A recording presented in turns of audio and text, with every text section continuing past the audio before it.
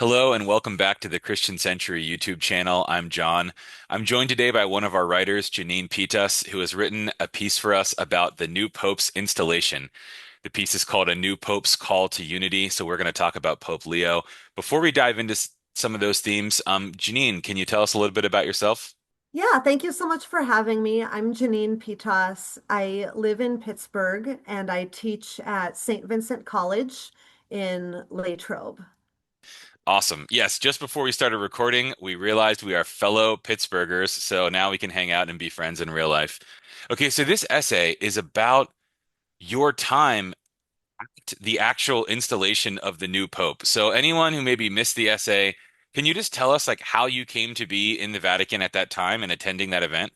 Yes, so at St. Vincent, we have a special program in Rome for our students, but any students can join it from anywhere.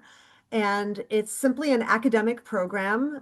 We had a course on Galileo. We had an amazing art history course taught by someone from the US who's lived in Rome for many years and is a world-renowned art historian.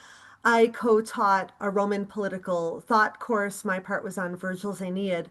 So it was basically for US students studying in Rome, using Rome as our classroom, like learning history and then seeing it there right in front of us. We are a Benedictine college, so we stayed at Sant'Anselmo, a monastery with Benedictine monks. And it just so happened that this program coincided with the installation mass for Pope Leo. Very cool. Um, well, you tell us a little bit of like what it was like to be there, the sights and the sounds. But I'm assuming this is such a momentous occasion that there's probably some things you didn't get to write about or fit into the essay. So I just wondered if there was more you wanted to tell us about the actual experience of being there in person.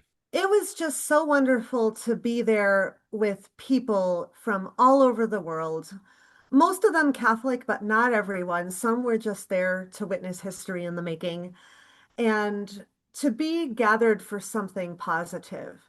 The Pope's message was the Christian message. It was about God's love for us. It was about unity. It was about the need to promote dialogue and build bridges. And I just think it was such an antidote to all of the negativity that we are witnessing in the world right now, and many people are experiencing. It's fascinating that this Pope is from the United States when the situation in the United States is, pretty divisive right now and pretty difficult for certain groups of people, certain individuals. It's not an easy time. I think for many of us, especially this audience, it's difficult to find hope. And one thing I should mention is in the Catholic Church, certain years are designated as Jubilee years. And what that means, originally, if you go way back to the ancient Hebrew tradition, a Jubilee year would be a year when debts are forgiven. I wish that we would do that now. It would make our economic system collapse, but we could rebuild it. But now it just means like a year of special blessings. And so a lot of pilgrims come to Rome for the Jubilee years. And Pope Francis had set up 2025 as a Jubilee year of hope. And so to see all these people gathered in the name of hope rather than despair was so inspiring and just so wonderful to be a part of. Throughout the essay, you have a really optimistic tone, clearly excited about the new pope and being there.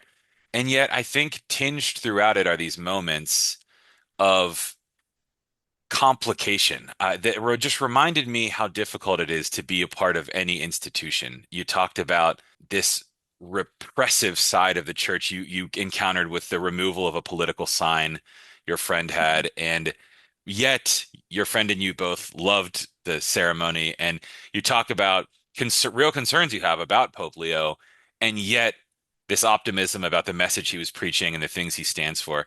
And so it just made me think about so many of our readers are largely, and listeners of this video probably largely Protestant, mainline Protestant Christians, and yet we all navigate in whether it's in church spaces, other institutions, these complicated spaces that we try to figure out if and how long to participate in them.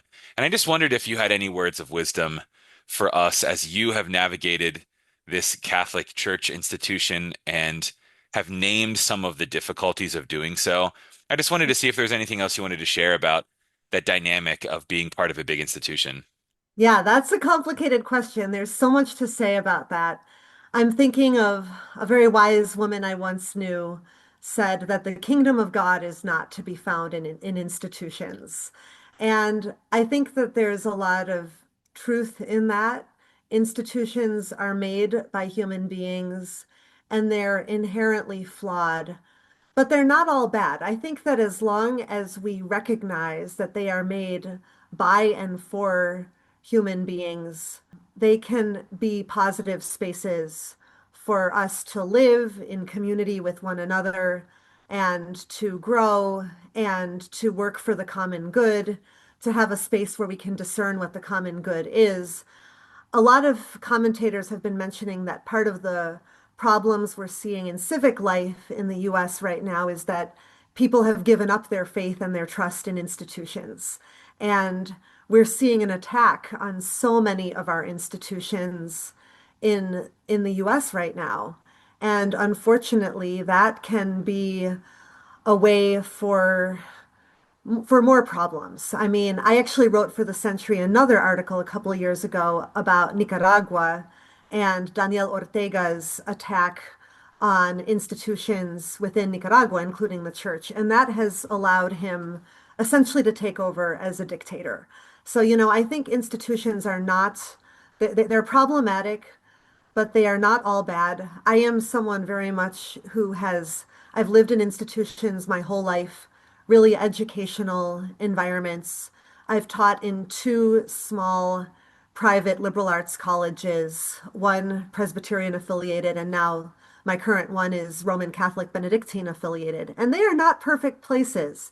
And there's definitely a need for critique, but I don't think that that means one has to give up on the institution as a whole, And like a really good example I can see of that with the Catholic Church. I'm from Buffalo, New York originally, and someone I know from my childhood, Siobhan O'Connor, ended up working for the bishop when she saw how the Diocese of Buffalo was covering up child abuse cases.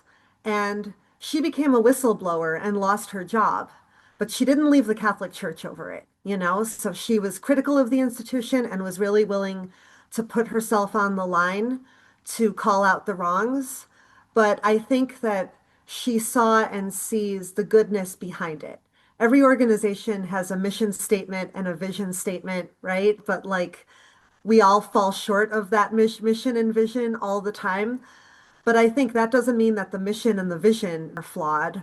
We're flawed, right? So, and I think like for me, the question of why I've stayed Roman Catholic, even though at times I disagree with various church policies and I question certain teachings, and so many Catholics do, but we see the church behind the church, I think. We see Jesus and Jesus' mission. And for people that choose to stay, it's really the best way to live that out. Now, I respect people that choose to leave and maybe join a different denomination that is closer to them and their personal beliefs. But for me, I was raised in the Catholic Church, and there's this sense of, I don't want to say indebtedness per se, but just ongoing relationship. This sense of I was raised, this is my community.